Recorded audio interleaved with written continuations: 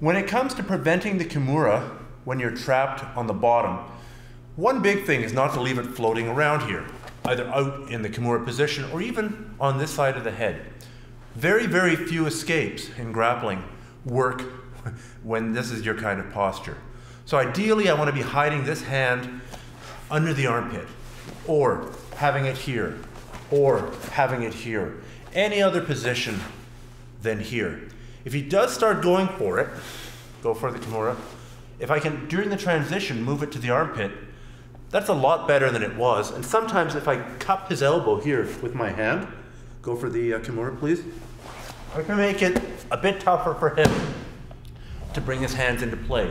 It's not going to last forever, might buy me another second. Another thing that buys you a few seconds is the flip-flop that we covered in the Americana section. So we're here, he catches me in a Kimura, I turn to an Americana. He switches, I switch again. He switches. Now hopefully by this time I've come up with a plan B to get out of this. Let me show you a couple of plan Bs in the next techniques.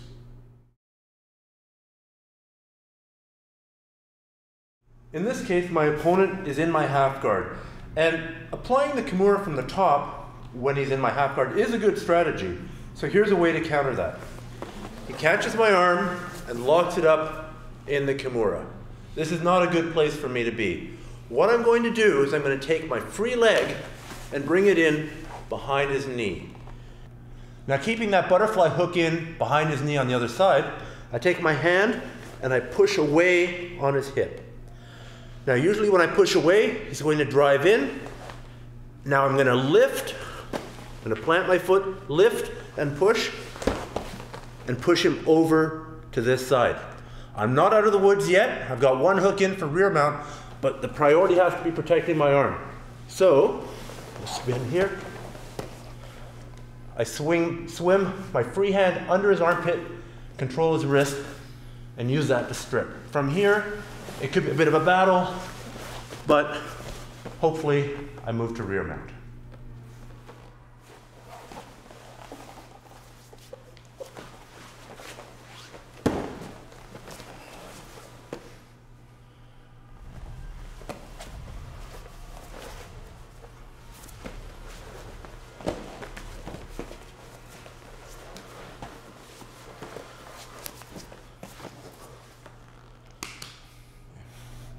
Let's talk about the leg positioning, because that really is key to this whole technique.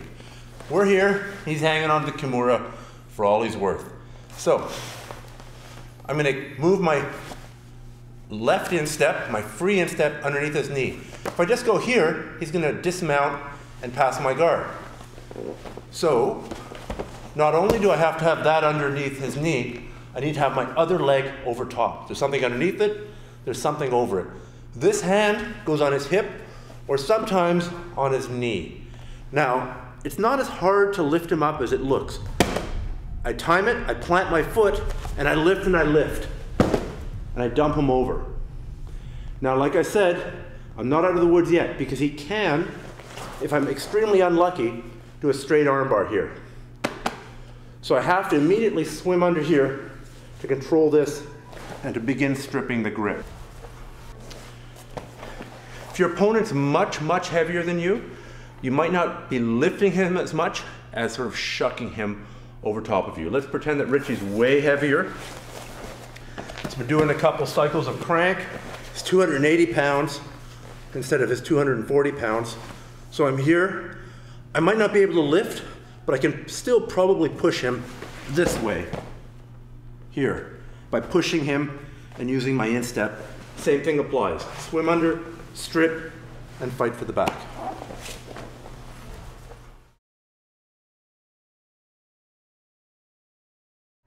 This is a Kimura escape you can use when it's fully locked on and the guy's inside mount. So Richie has taken my arm, locked it up, he's got his elbow down by my hip. Number one, I walk my legs towards my hand, here. Number two, I grip the inside of the knee and I lift my knee up off the ground. Now, I'm going to use this to buy me some time and to create a bit of room between our bodies to take my hand from this position underneath his body. And when I'm here, I'm going to block his arm a little bit. I'm going to push his tricep to make a bit of room. This allows me to bring my knee in to strip his grip. From here, I use my heel. I bring my inside heel, the heel closest to him, above his arm, and trap his arm there. I push his head, and I bring my leg over, triangling my legs. Now from here, I've got strong legs. I can choke, or I can hook his leg, and I roll him over to here. From here, I can choke, or I can dismount and get to the top of side control.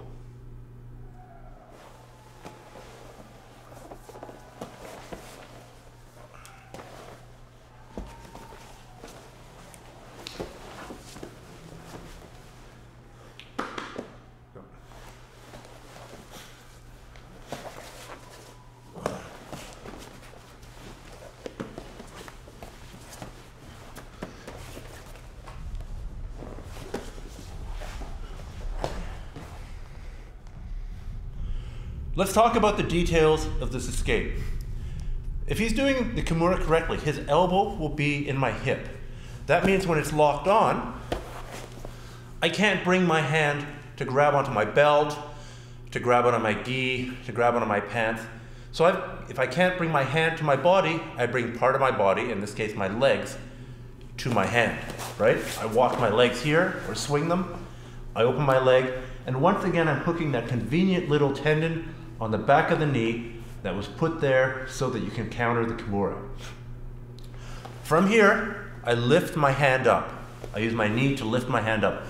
In the Kimura, he's trying to lift my elbow up and put my hand behind the plane of my back. So by doing this, by lifting up with my knee, I'm bringing my hand in front of my body, the opposite of what he wants to do. This will buy me time. Who knows? Maybe he'll get frustrated here and abandon the move, go to something else. This is one potential endpoint. The next potential endpoint is breaking that grip. To do that, I need to get my hand down here. This is easier when I'm blocking the Kimura, because that's what he's focused on. I'm going to push that hand. This is usually not enough to break the Kimura, but it is enough for me to bring my knee of the far leg, the leg that's furthest away from him, up inside his grip. From here, lock your hands please, Richie, to here. And I knee him in the head for good measure. Now from here, I can use the power of my legs to strip the grip off of my hands. This is another potential endpoint. But sometimes, if he hangs out here, or if I'm fast, I switch and I go for a reverse kind of triangle. We're here. Now I can tighten this up sometimes by pulling this arm or squeezing. But typically, if he's really fighting it, the best thing to do is to take the arm that's closest to him, hook his knee, almost like you're doing a basic omoplata sweep, and roll him over your body. I keep the triangle locked. See, I'm choking by bringing my heel up towards my face, or I release. His arm is trapped. I've got his head. He's in a terrible position now, and I'm out. So those are some of the details that make this escape much more effective.